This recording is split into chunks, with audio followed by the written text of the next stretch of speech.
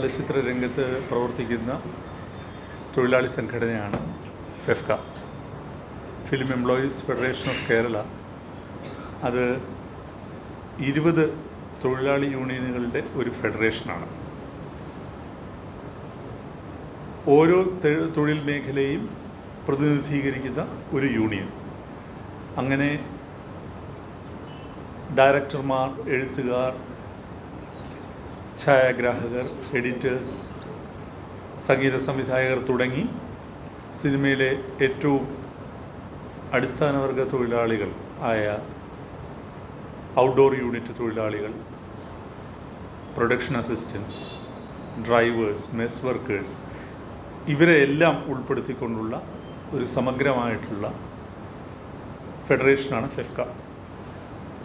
2008 മുതൽ 2023 വരെയുള്ള 15 വർഷത്തെ പ്രവർത്തനം മലയാള ചലച്ചിത്ര രംഗത്ത് ഏറ്റവും ആരോഗ്യകരമായ ഒരു തൊഴിലന്തരീക്ഷം കെട്ടിപ്പടുക്കാനായി എന്നുള്ളത് ഫെഫ്കയെ സംബന്ധിച്ചിടത്തോളം വലിയ സന്തോഷകരമായ കാര്യമാണ്.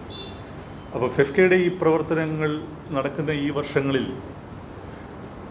ടെലിവിഷൻ മേഖലയിലെ തൊഴിലാളികൾ പലതവണ ഫെഫ്കയുടെ പ്രവർത്തനം ടെലിവിഷൻ മേഖലയിൽ കൂടി വ്യാപിപ്പിക്കണമെന്ന് ആവശ്യപ്പെട്ടുകൊണ്ട് സമീപിച്ചിട്ടുണ്ട്.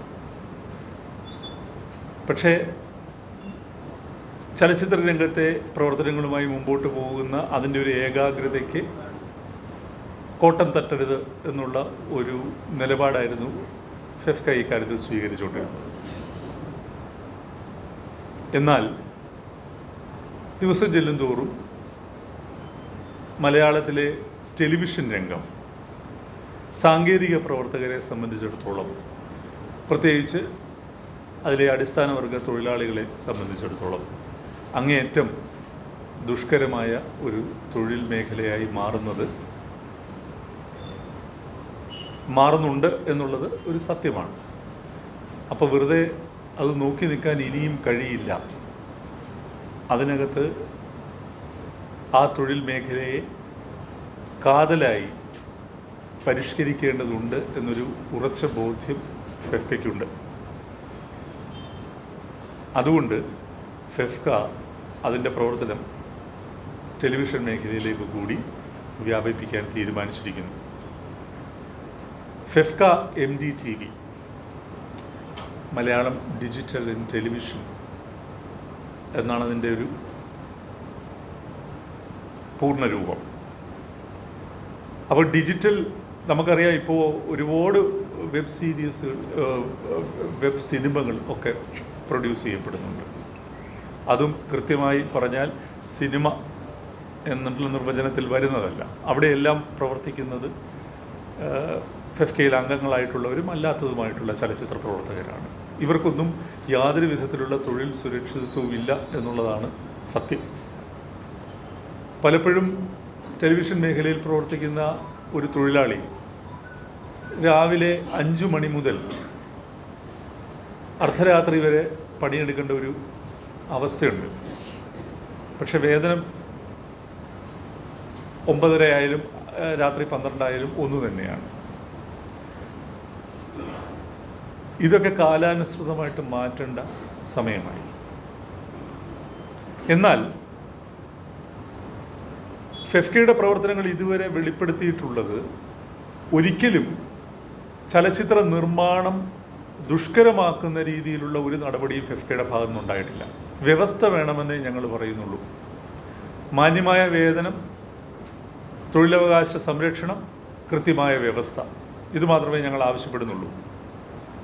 അപ്പോൾ അത്തരത്തിലുള്ള ഒരു ചിട്ടപ്പെടുത്തിയ വ്യവസ്ഥ ടെലിവിഷൻ മേഖല എന്ന തൊഴിൽ മേഖലയിലും കൂടി ഉണ്ടാവണം എന്നുള്ള തീരുമാനത്തിൻ്റെ അടിസ്ഥാനത്തിലാണ് ഏതാണ്ട് 6 മാസം മുമ്പ് രൂപം കൊടുത്ത ഈ സംഘടന പ്രവർത്തനം ആരംഭിച്ചത്. അതിൻ്റെ രജിസ്ട്രേഷൻ നടപടികൾ പൂർത്തിയായി.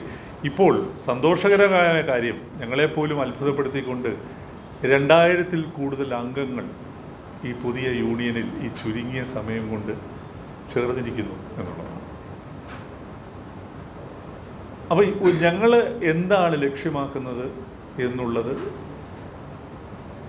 ഞങ്ങളുടെ പ്രവർത്തകരുമായിട്ട് പങ്കുവയ്ക്കുകയും അവരുടെ അഭിപ്രായങ്ങൾ കേൾക്കുകയും ഒക്കെ ചെയ്യുന്ന ആദ്യത്തെ സമഗ്രമായ ടെലിവിഷൻ മേഖലയിലെ തൊഴിലാളി സംഗമവും ഞങ്ങളുടെ പ്രാഥമികമായ ഒരു കൺവെൻഷൻ നാളെ തിരുവനന്തപുരം ശ്രീമൂലം ക്ലബ്ബിൽ നടക്കുകയാണ്.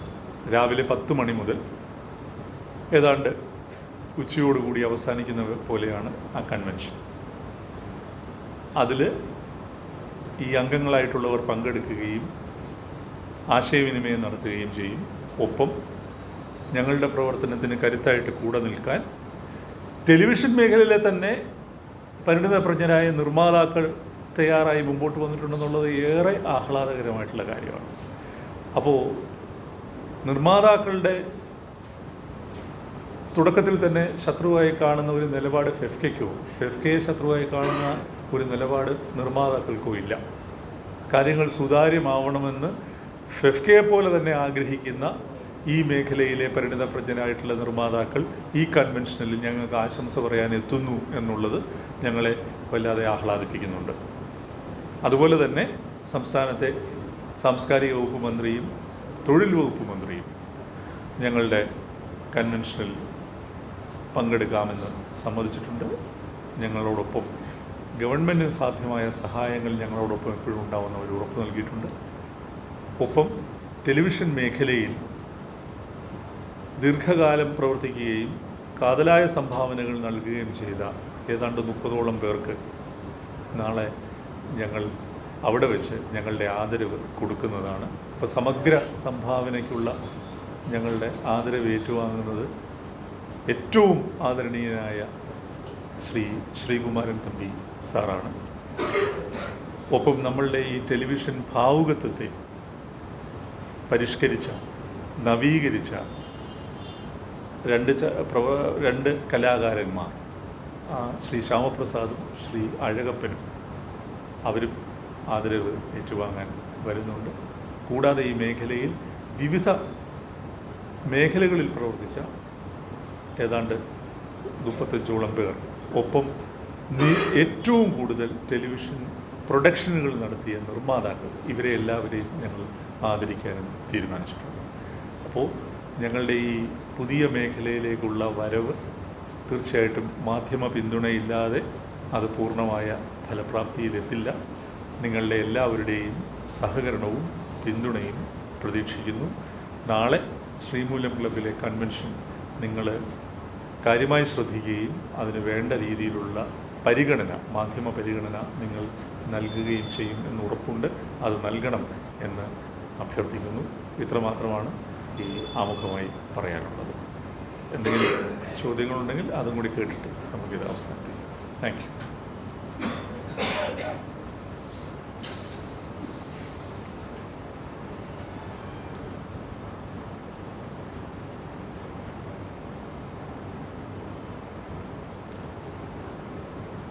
അപ്പോൾ ചോദ്യങ്ങളില്ലെങ്കിൽ നമുക്കിത് അവസാനിപ്പിക്കാം.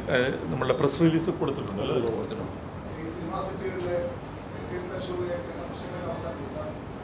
അല്ല, അത് ഞങ്ങളൊരു പരാതി കൊടുത്തിട്ടുണ്ട്. അതിൽ അന്വേഷണം നടക്കുന്നു.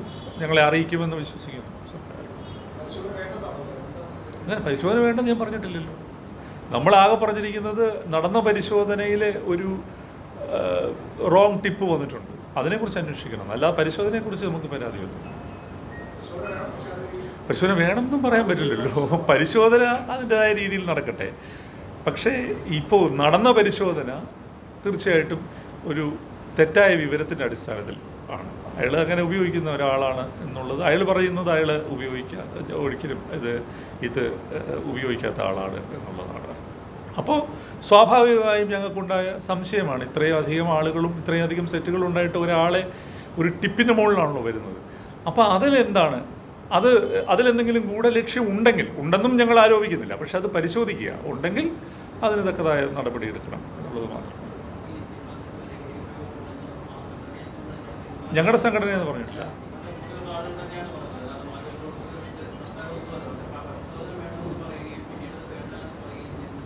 ഞാൻ ആവർത്തിച്ച് പറഞ്ഞത് താങ്കൾ കേട്ടില്ല എന്ന് തോന്നുന്നു. ഞാൻ വേണ്ടാന്ന് പറഞ്ഞിട്ടില്ല പരിശോധന. നമ്മുടെ സൗകര്യത്തിനും പരിശോധിക്കണമെന്ന് പറഞ്ഞില്ലല്ലോ. പറഞ്ഞോ? എവിടെ പറഞ്ഞു?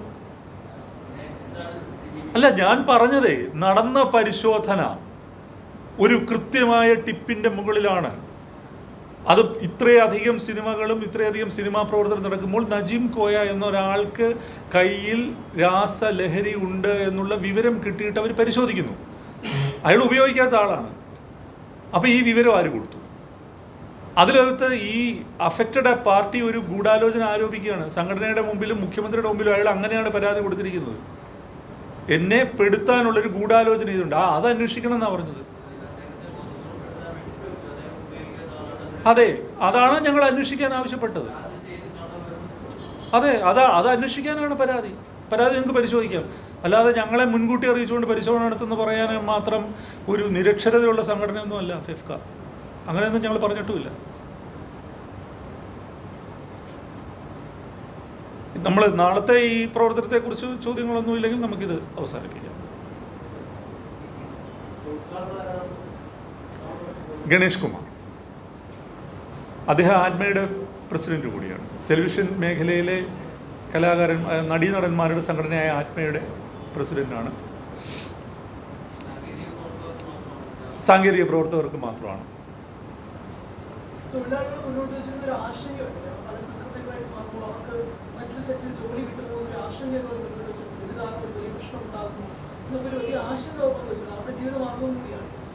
കുറച്ച് മാസങ്ങൾക്ക് മുമ്പ് നടന്ന യോഗത്തിൽ അവരെല്ലാവരും അവരുടെ ഓരോരുത്തരുടെ വ്യക്തിപരമായ അഭിപ്രായങ്ങൾ പറഞ്ഞു. അതെന്താണ് എൻ്റെ അറിവിൽ ഈ മേഖലയിൽ ഒരു തൊഴിലാളി സംഘടനയേ ഉള്ളൂ, ഇപ്പോൾ ഫെഫ്ക മാത്രം. ബാക്കി ഒരു തൊഴിലാളി സംഘടനയും ഇതിനകത്തില്ല. ഇനി തൊഴിലാളി സംഘടന ഉണ്ടായാൽ തന്നെ നമുക്കറിയാമല്ലോ, ഏത് തൊഴിൽ മേഖലയിലും ഒന്നിൽ കൂടുതൽ തൊഴിലാളി സംഘടനകളൊക്കെ പ്രവർത്തിക്കുന്ന സാഹചര്യമുണ്ട്. അങ്ങനെ ഒരു തൊഴിലാളി സംഘടനയിൽ അംഗമായി എന്നുള്ളത് കൊണ്ട് തൊഴിൽ നിഷേധിക്കപ്പെടുക എന്ന് പറയുന്നത് തന്നെയല്ലേ ആ മേഖലയുടെ ഒരു പ്രവർത്തനം ശരിയല്ല എന്ന് നമുക്ക് മനസ്സിലാക്കാൻ കാരണം. അങ്ങനെ ഉണ്ടെങ്കിൽ നമുക്ക് വ്യവസ്ഥാപിതമായിട്ട് എത്രയോ മാർഗങ്ങളുണ്ട് അതിലിടപെടാൻ.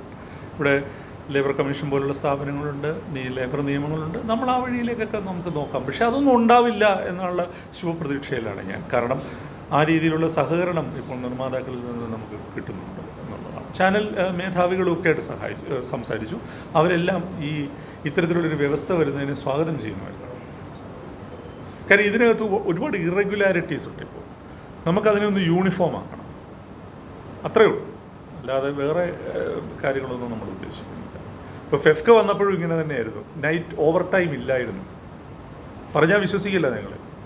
2008, 2009 വരെ മലയാള സിനിമയിൽ ഓവർ ടൈം എന്ന് പറയുന്നൊരു കൺസെപ്റ്റ് ഇല്ലായിരുന്നു.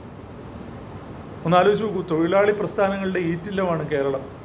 അവിടെ രാത്രി 2 മണി വരെ വർക്ക് ചെയ്യുന്നവർക്കും രാത്രിയിൽ 9 മണിക്കോ 6 മണിക്കോ ചെയ്യുന്നവർക്കും ഒറ്റ ബാറ്റായിരുന്നു.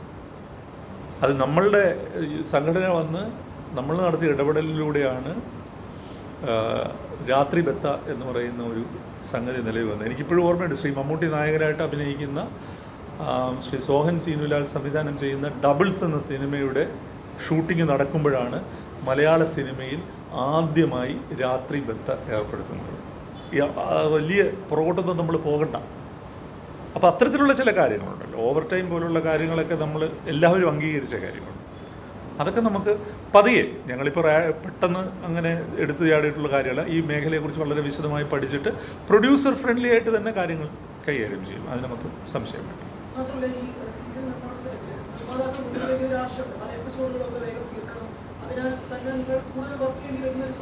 അത് മതി, അത് വ്യവസ്ഥയാക്കിയാൽ മതി. അത്രേ ഉള്ളൂ, അത്രേ പറയുന്നുള്ളൂ. വർക്ക് ചെയ്യില്ലെന്ന് പറഞ്ഞില്ല. അതിനൊരു വ്യവസ്ഥ ഉണ്ടാവും, അത്രേ ഉള്ളൂ. സിനിമ അങ്ങനെ തന്നെയാണ്. ഒരു നടൻ്റെ കോൾ ഷീറ്റ് ഇന്നും കൂടിയേ ഉള്ളൂ എന്ന് പറഞ്ഞാൽ നമ്മളത് രാത്രി 2 മണി വരെ പോയി വർക്ക് ചെയ്യും. പക്ഷെ അപ്പോൾ അതിനൊരു വ്യവസ്ഥയുണ്ട്, അത്രേ ഉള്ളൂ.